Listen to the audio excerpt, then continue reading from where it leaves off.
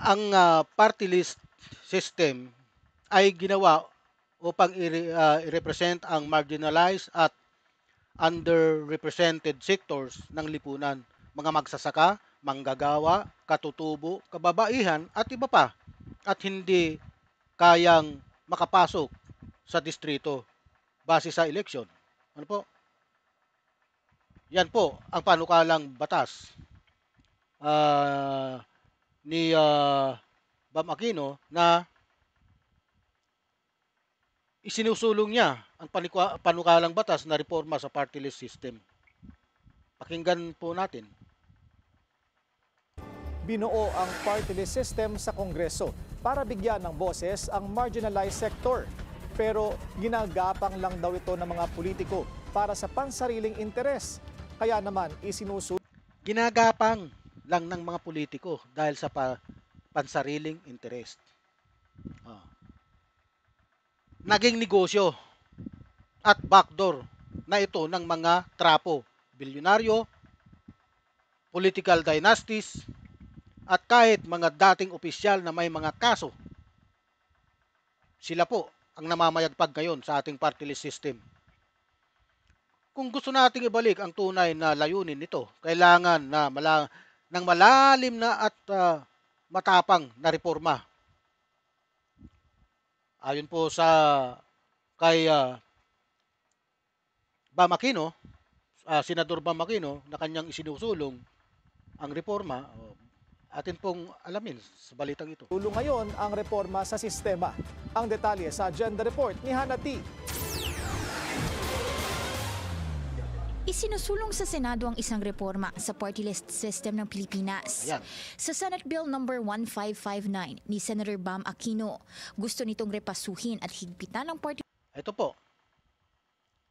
To ensure that the party list system is reserved for the marginalized and underrepresented, amending Republic Act 7941 or the Party List System Act. Ibalik ang marginalized requirement ng mahigpit. Kasi nga po, binago po ito ng Korte Suprema. Ano po? Binago po yan ng Korte. Simula po nung binago ng Korte Suprema, ayun na po. Naging taguan na ng mga dinastiya, ng mga bilyonaryo, ng trapo, ng mga magnanakaw, magaling magnakaw na kagaya ni Saldico ng Ako Bicol Party List. Ayun na. Nagkaluko-luko. list system para tiyaking ang mga kinatawan nito ay totoong nagsisilbi sa Tama, marginalized at ganun. underrepresented sectors na Dapat ang kinatawan totoong nagsisilbi sa mga marginalized na hindi yung mga political dynasty ang pumasok dyan. Kasi karamihan ng party list ngayon, pagmamayari ng mga mayayaman, mga bilyonaryo. Ha? Kaya na ginawang katarantaduhan. bansa. Paraan na rin daw ito para sugpuin ang korupsyon. Sa isang 2025 study ng election watchdog na Kontradaya, 86 out of 156 na accredited party list Biro mo yan, napakarami. Oh? In 2025 study, Kontradaya, an election watchdog group, analyzed the background of all accredited party list groups and found that 86 of 156 groups participating in the 2025 election had ties to vested interests including political clans and large corporations. Several nominees were revealed to be relatives of sitting politicians or known allies of influential business groups. Tignan mo? Having no clear track record of belonging to the marginalized communities they claim to represent. Wala na, nababoy na eh. Dahil po dyan sa pagbago ng Korte Suprema sa party list system. These groups sa 2025 midterm elections ay konektado naman sa political dynasties o malalaking korporasyon. Sa 63 party list groups na pinroklama noong May 19 bilang bahagi ng 20th Congress, 40 rito ay kabilang sa nasabing ulat. Ipinanawagan na rin ng iba't ibang organization gaya ng John J. Carroll Institute on Church and Social Issues na ibalik ang dignidad at orihinal na intensyon ng party list system.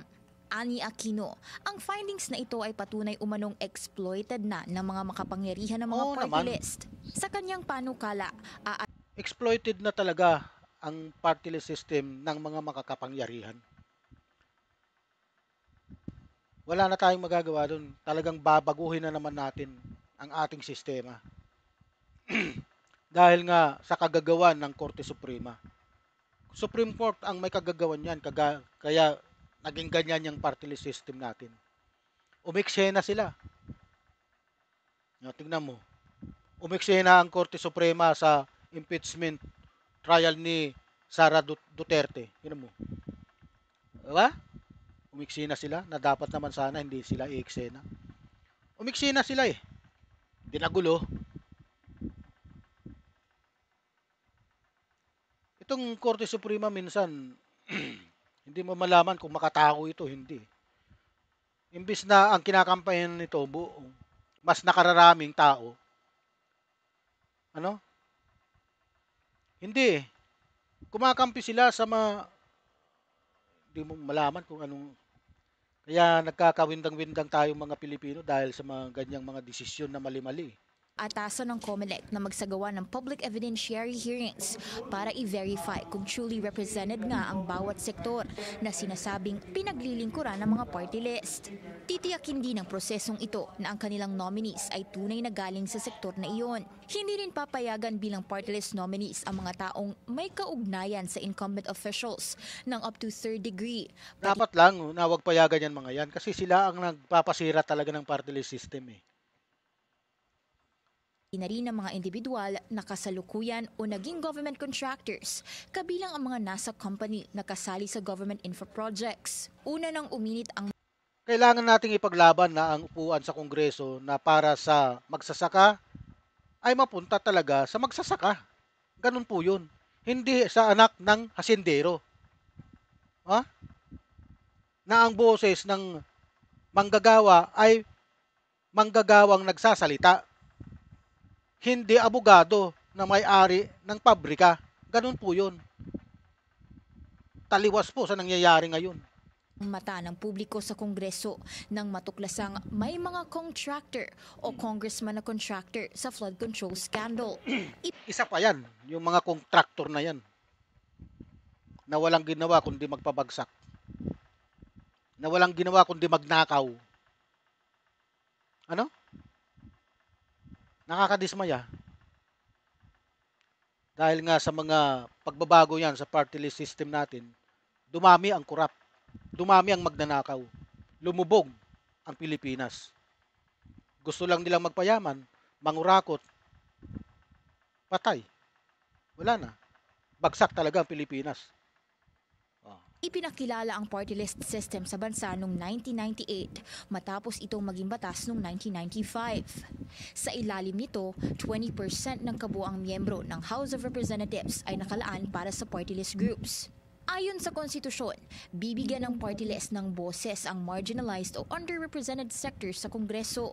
Pero nagbago ang landscape ng party list system. Ito nagbago ang landscape ng party list system. Bakit? Matapos ang landmark decision ng Korte Suprema noong 2013. Landmark decision ng Supreme Court noong 2013. Ito ang sinamantala. Sinamantala ng mga ganid na politiko. Ayon dito, hindi na limited sa marginalized sectors ang party lists. Yan, yung hindi na limited sa marginalized sector ang mga party list. Kaya maraming pumasok na demonyong politiko. Kung magagawa natin na mabuhay ulit ang pangarap, kung saan naririnig din ang hinaing ng mga hindi kailanman nakaupo sa puder. Kung hindi, mananatiling parang ghost project ang party list. May pangalan, may pangalan sa papel, may budget, pero walang saysay sa totoong buhay ng Pilipino. Ganyan po ang mangyayari sa atin. Ha? Oras na para linisin natin ito ng tuluyan. Para sa mga tunay na marginalized, hindi sa mga mapagpanggap lang na mga magnanakaw na demonyo. Ano? Hanggat kinakatawan ng party list ang isang sektor na tinutukoy ng batas, maaari itong sumali sa eleksyon. Ulitin po natin kung bakit nagkagulo-gulo ito. Dahil nga sa Supreme Court. Oh. Ha? Marginalized sectors ang party lists. Hanggat kinakatawan ng party list ang isang sektor na tinutukoy ang landmark desisyon ng Korte Suprema noong 2013. Ayon dito, hindi na limited sa marginalized sectors ang party lists. Hindi na limited sa marginalized sector ang party list. Ayon po sa Korte Suprema, binago po nila. Kaya nagkaroon ng mga pagbabago. Pinagtaguan ng mga demonyong politiko, magnanakaw na politiko, mga ganid na politiko. Ayun. Hanggang ngayon, magnanakaw, lumulubog ang Pilipinas. Okay? Salamat po sa inyong pagtunghay sa aking munting vlog. Huwag niyo pong kalimutan, paki-like, share, at subscribe sa aking YouTube channel, Ramir Boulder. Pati na rin po sa aking Facebook page. Marami pong salamat sa inyo.